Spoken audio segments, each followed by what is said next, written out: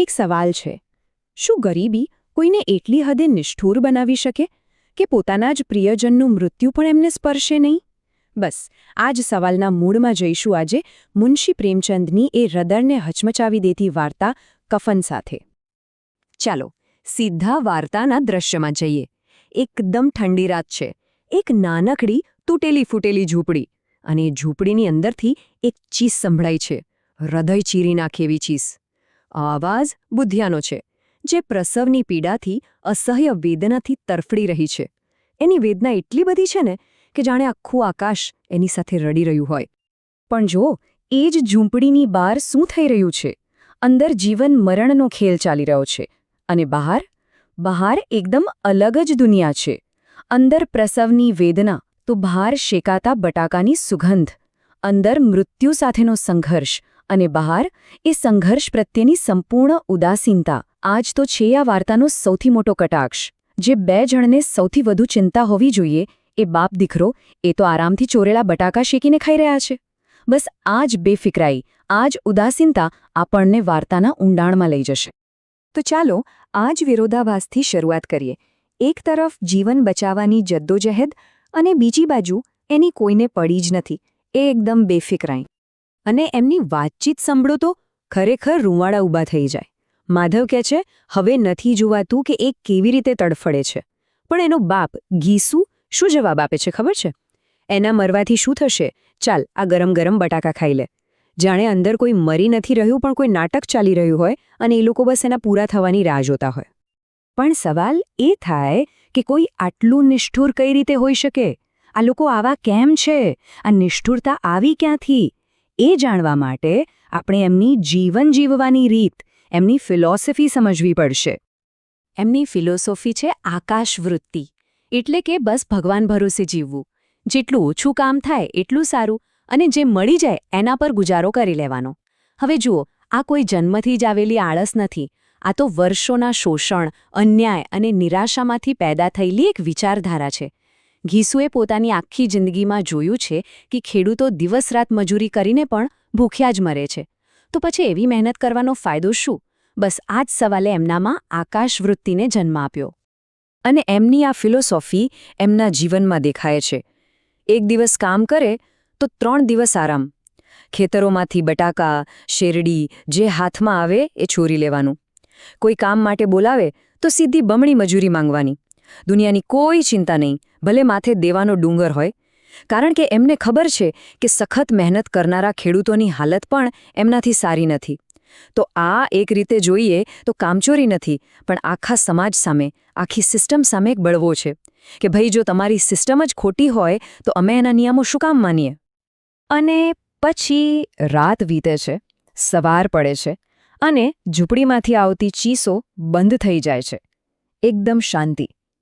કારણ કે બુધિયા હવે આ દુનિયામાં નથી. એ મરી ગઈ છે. અને બુધિયાના મરતાની સાથે જ આ બાપ દીકરાનો અસલી ખેલ શરૂ થાય છે. એમનો અભિનય. એ લોકો જમીનદાર પાસે જાય છે, છાતી કૂટી કૂટીને રડે છે, એવું નાટક કરે છે કે જાણે દુનિયાનું બધું દુઃખ એમના પર જ આવી પડ્યું હોય. હવે જમીનદારને બધી ખબર છે કે આ લોકો કેવા છે, પણ સમાજ શું કહેશે એના ડરથી એને પણ પૈસા આપવા જ પડે છે. અને આ હતી એમના નાટકની પહેલી જીત. અને જોતજોતામાં જમીનદાર અને બીજા ગામવાળાઓ પાસેથી થઈને પૂરા 5 રૂપિયા ભેગા થઈ જાય છે. વિચારો, જે બુધિયાને જીવતા સમયે પહેરવા માટે એક ચીંથરું પણ નહોતું મળ્યું, એના મર્યા પછી એના કફન માટે 5 રૂપિયા ભેગા થઈ ગયા. સમાજની આનાથી મોટી વિડંબણા બીજી કઈ હોઈ શકે? તો હવે હાથમાં 5 રૂપિયા છે, એક મોટી રકમ. સવાલ એ છે કે આ પૈસાનું થશે શું? શું આ પૈસાથી બુધિયાના અંતિમ સંસ્કાર થશે, કે પછી આ પૈસા એમની વર્ષોથી દબાયેલી ઈચ્છાઓને પૂરી કરશે? એમના મનમાં એક લડાઈ ચાલી રહી છે. એક તરફ કફન છે, મૃત પત્ની પ્રત્યેની જવાબદારી છે, અને બીજી તરફ શરાબ છે, વર્ષોની ભૂખ અને તરસ છે. અને સાચું કહું તો આ લડાઈનું પરિણામ શું આવશે એ લગભગ પહેલાથી જ નક્કી હતું. અને જુઓ, એ લોકો કેવી રીતે પોતાને જ સાચા સાબિત કરે છે. એમનું મગજ કેવી રીતે કામ કરે છે. સૌથી પહેલાં એ લોકો રીતિરિવાજ પર જ સવાલ ઉઠાવે છે. કહે છે, આ કેવો ખરાબ રિવાજ છે. જે જીવતા હતી ત્યારે એક કપડું ન મળ્યું અને મર્યા પછી નવું કફન શું કામ? પછી તર્ક આપે છે, અરે કફન તો શબ સાથે બળી જ જવાનું છે ને. પછી થોડો અફસોસ પણ કરે છે, જો આ પૈસા પહેલાં મળ્યા હોત તો કદાચ એની દવા થઈ શકત. અને આ બધું વિચારતા વિચારતા જાણે કોઈ અદૃશ્ય શક્તિ એમને ખેંચી રહી હોય, એમના પગ સીધા શરાબખાના તરફ વળે છે. આ કોઈ ભૂલ નથી, આ એક સમજી વિચારીને લીધેલો નિર્ણય છે. શરાબખાનામાં પહોંચીને જે દૃશ્ય સર્જાય છે એ એમની બચેલી ખૂચેલી માણસાઈ પર પણ સવાલ ઊભા કરી દે છે. 5 રૂપિયામાંથી 1.5 રૂપિયો તો સીધો ભોજન પાછળ ખર્ચી નાખે છે. શરાબની આખી બોટલ, તળેલી માછલી, ગરમાગરમ પૂરીઓ, ચટણી, અથાણું. વર્ષો પછી આવું ખાવાનું મળ્યું હતું. આ જાણે કોઈ ભોજન નહોતું, પણ એક જશ્ન હતો, એમની જીતનો જશ્ન, બુધિયાના મૃત્યુએ અપાવેલી જીતનો જશ્ન. અને પછી નશામાં ધૂત થઈને માધવ પોતાના બાપને કહે છે, દાદા, એ વૈકુંઠમાં જશે, વૈકુંઠની રાણી બનશે. આ સાંભળીને શું કહેવું? આ કોઈ આશીર્વાદ નથી, આ તો પોતાના ગુનાહને પુણ્યમાં બદલવાની કોશિશ છે. જાણે કહેતા હોય કે અમે જે પણ કર્યું એનાથી બુધિયાનું જ ભલું થયું છે. અમારા આત્માને શાંતિ મળી એટલે એને સ્વર્ગમાં જગ્યા મળશે. કેવી વિચિત્ર દલીલ છે! અને એમની ફિલોસોફી હજુ આગળ વધે છે.